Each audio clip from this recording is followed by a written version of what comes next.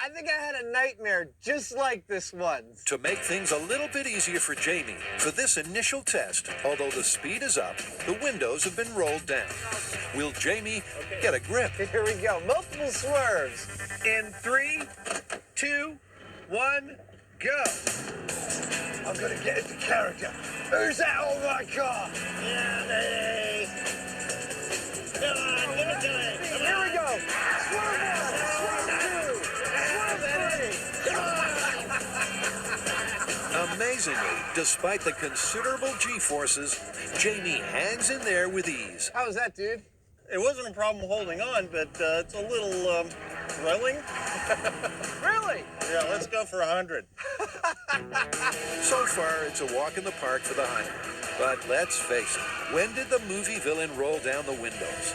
It's time to get serious. With the windows down, I've got a pretty nice strong hold, and I almost figure I could hold on through about anything short of a crash. With the windows up, not so much. It's not a whole lot. There's nothing to grab onto. Clearly, this test is going to be a nail-biter. Go! Adam takes her up to 45. Jamie grips on to not very much. He holds the first swerve, but then he's off. Dude, tell me you're okay. I'm fine. Really? Yeah, I lost it on the second turn. The first one I was okay, but that little, two-step got me, and I went over the side. I was holding on as hard as I could, but I just slid. So with our Klingon cowboy slung off at 45 miles an hour, part one of the Car Cling trio is busted. So it's onward and upward. This next one, I'm calling this test the long turn. Effectively, I'm going to be driving in circles, applying centrifugal force on Jamie. Starting off slowly, but eventually ramping it up to see if I can, find its limit. All right, Jamie, just 360s as fast as you can manage them. And from here on in, the boys are only going to test with the windows up. I'm ready. All right, here we go. Centrifugal turn with a single complication. Uh-oh. Even as Adam reaches 15, it's clear that Jamie's struggling. Then, at only 20 miles an hour, he's down. That's it.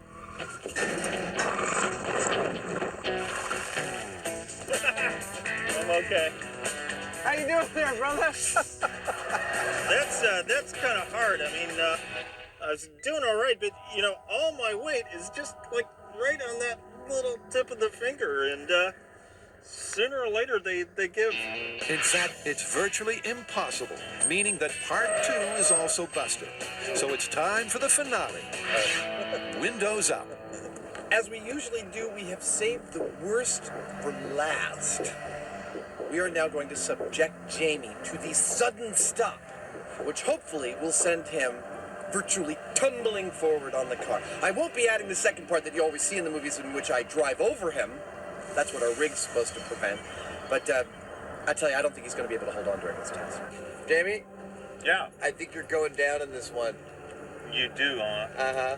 We'll see about that. All right. Sudden stop. Here we go. In 3, 2, 1. For safety's sake, Adam takes the car up to just 25 miles an hour. Jamie desperately braces himself with all the strength he can muster.